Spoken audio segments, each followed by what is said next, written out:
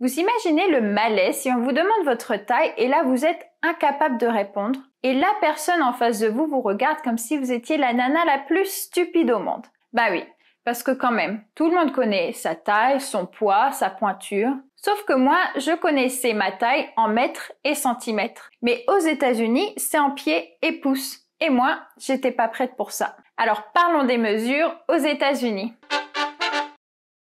Bien que le système métrique soit devenu la norme à peu près partout dans le monde, les Américains continuent d'utiliser le système britannique, aussi connu sous le nom de système impérial, mais appelé the US Customary Units, les unités usuelles aux États-Unis. Les Américains auraient pu être un early adopter du système métrique lorsque ce dernier a été créé en France à la fin du XVIIIe siècle. Mais non, c'était too French. On vient de les aider à gagner la guerre contre le Royaume-Uni et eux, ils préfèrent garder le système britannique. Va y comprendre quelque chose. Mais force est de constater qu'au fil des années, le système métrique s'est répandu dans le monde entier. Donc les États-Unis ont commencé à se dire qu'il était peut-être temps pour eux de s'y mettre aussi. Sauf qu'entre-temps a eu lieu la révolution industrielle. Et les machines et équipements sont basés sur le système britannique. Donc le Congrès refuse d'imposer le système métrique à plusieurs reprises car il estime que la transition serait trop coûteuse. Et puis très franchement, il y a cette fierté américaine qui veut que le pays soit vu comme novateur. Alors qu'adopter un système assez ancien maintenant qui est répandu partout dans le monde, ce serait un peu comme admettre qu'on avait tort. Il n'y a plus qu'à attendre que Silicon Valley règle le problème. Cependant, pour faciliter le commerce international, le gouvernement américain a instauré quelques lois pour permettre l'utilisation des unités métriques sans l'imposer. Depuis, le système métrique est utilisé dans beaucoup d'industries. On ne s'en rend pas forcément compte dans la vie de tous les jours. Pourtant, si vous regardez bien l'emballage de la plupart des produits aux États-Unis, vous y trouverez les deux mesures. Vous voyez par exemple ma brique de lait est en quarts et millilitres. Bon alors concrètement, quelles sont les mesures à connaître aux États-Unis? Voici un petit cours d'école primaire pour vous. Le poids se mesure en onces, ounces, et livres, pounds. Une once équivaut à 28 grammes et une livre contient 16 onces, soit à peu près 450 grammes. Les longueurs se mesurent en pouces, inch, pied, foot, yard et mile. Un pied équivaut à 12 pouces, un yard 3 pieds et un mile 1760 yards.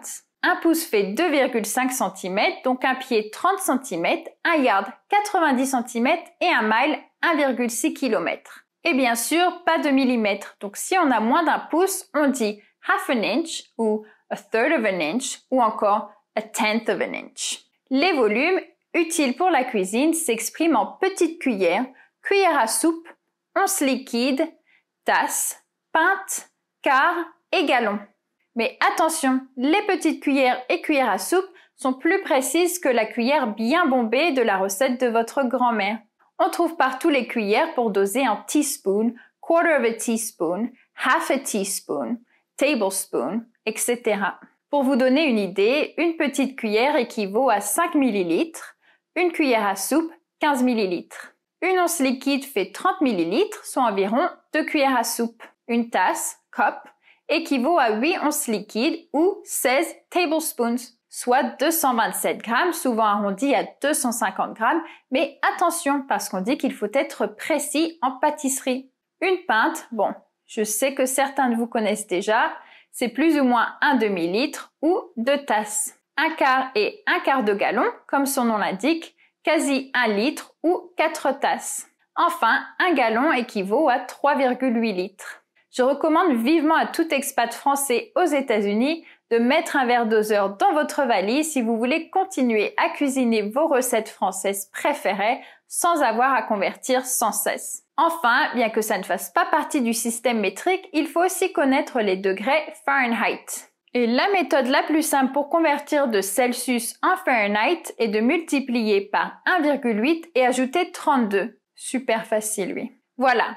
Pas simple de mémoriser tout ça, alors retrouvez un petit guide à télécharger sur mon site traitamerican.com. N'oubliez pas de liker, commenter et partager mes vidéos et je vous dis à très bientôt pour toujours plus d'infos sur les États-Unis.